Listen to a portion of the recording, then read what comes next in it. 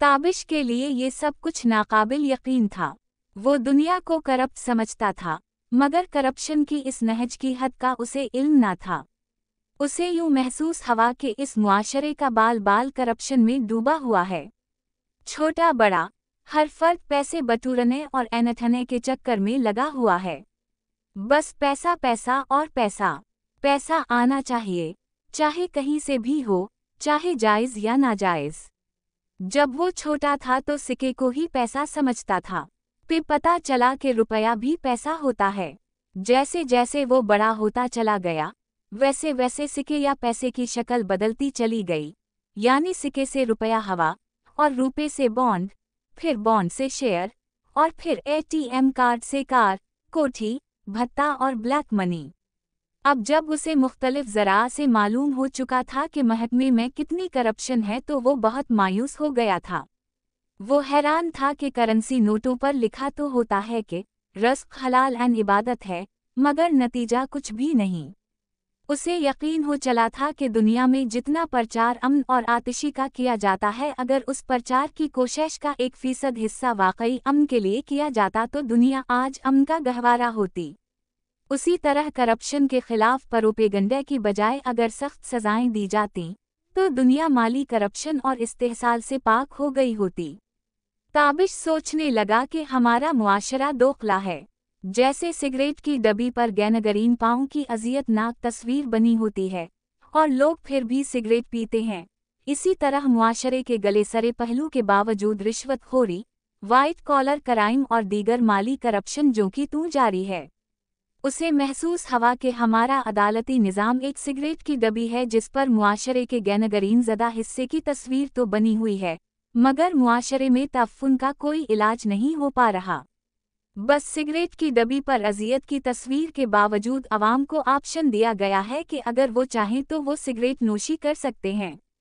ताबिश बार बार ये सोचने पर मजबूर था कि अदालती डब्बी पर मुआशरे के गले सरे हिस्से की अज़ियतनाक तासुर के बावजूद अवाम के लिए ये ऑप्शन मौजूद है कि अगर वो चाहें तो वो करप्शन कर सकते हैं, बिल्कुल हीरा मंडी की तरह कि अगर कोई चाहे तो वो शराब वाव शबाब से जी खोल कर खुद को सैराब कर सकता है।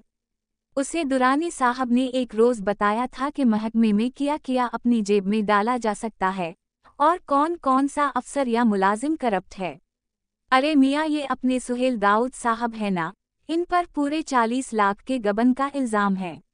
मुजाल है कोई आन्हें पकड़ सके। और ये पियून अरशद है ना, ये अजीज़ जमाल का ख़ास बंटर है, चहीता है।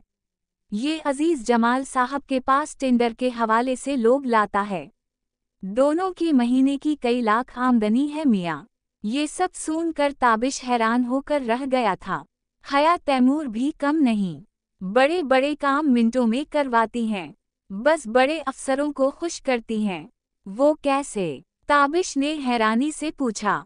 भाई खुश शक्ल हैं, और अभी जवान ही हैं, 40 से 2-1 बरस नीचे ही की होंगी, बाकी ताबिश मियाँ आप खुद समझदार हैं। अरे दुरानी साहब, ऐसे तो ना कहीं किसी औरत के किरदार के बारे में बग़ैर सबूत के। मियाँ, ये बाल यूं ही सफ़ेद नहीं हुए, जेब की अठनी से लेकर बुर्क़े में लिपटी औरत की चाल तक की पहचान है हमें। दुरानी साहब हाल ही में रिटायर हुए थे और अपनी पेंशन और दीगर वाजिबात के सिलसिले में ताबिश के पास आए थे। जब वो रिटायर्ड ना हुए थे तो कोई ऐसी वैसी बात ना करते थे, इसीलिए ताबिश को गुमान हुआ कि वो अपनी भड़ास निकाल रहे होंगे। मगर जब अख्तर अली की किसी लड़की के साथ नाज़ेबा वीडियो वायरल हुई और महकमे में शोर मचा तो मालूम हुआ कि वो लड़की हया तैमूर की भेजी हुई थी। अख्तर अली ने हया तैमूर के किसी वाकिफ़ का भारी टेंडर नामंजूर करके भाव बढ़ाना चाहा, तो किसी न किसी तरीके से हया तैमूर ने उस नौजवान लड़की से अख्तर अली की वाकिफ़ियत करवाई और कमरे में फिक्स कैमरे से वीडियो बनाई गई। फिर अख्तर अली को नाज़ेबा वीडियो का बताया गया और टेंडर मंजूर करने का मुतालबा धराया गया। मगर मुआमला अरबों का था। अगर अख्तर अली यूं आंख बंद करके वो टेंडर मंजूर कर लेता तो बात ऊपर तक जाती। जब अख्तर अली की तरफ से लियत वाव लाल का मुजाहिरा किया गया तो साहब के व्हाट्सएप पर किसी नामालूम नंबर से वो वीडियो भेज दी गई। मगर जब ऊंट किसी करूट ना बैठा तो वीडियो वायरल कर दी गई। अख्तर अली इस बदनामी की ताब ना ला सका। जवान बच्चियों का बाप था, उसने खुदकुशी कर ली। इस वाक़ये ने महकमे की नेकनामी की पोल खोल दी। सूबाई हुकूमत ने इंक्वायरी बैठा दी। जाने वाला अपनी जान से गया। अफसरान ने अपनी साख बचाने के लिए मामले पर मिट्टी डाल दी, या शायद उन्हें भी अपनी इज्जत अजीज होगी। मगर इस मामले के बाद सबूत न होने की बना पर हया तैमूर बहाल हो गई, और पहले से ज्यादा फाल भी। ताबिश की हालत ऐसी नहीं होनी चाहिए थी जैसे कोई नौमर बच्चा चिड़िया देखकर हैरान हो जाता है, या जैसे कोई शरीफ ज़्यादा सुहाग रात को हका बका हो जाता है। मगर सच बात तो ये है कि उसकी सोच की नहज में मुआशरे की इतनी गिरावट नहीं थी। उसके सामने पैसा मुसलसल शक्लें बदल रहा था। वो सोचने लगा कि उसने एक दफ़ा एक किताब में पढ़ा था कि कदीम ज़माने में माल के बदले माल की शक्ल भी हवा करती थी। फिर अख्तर अली की खुदकुशी पर कई सालों की गर्द पड़ गई।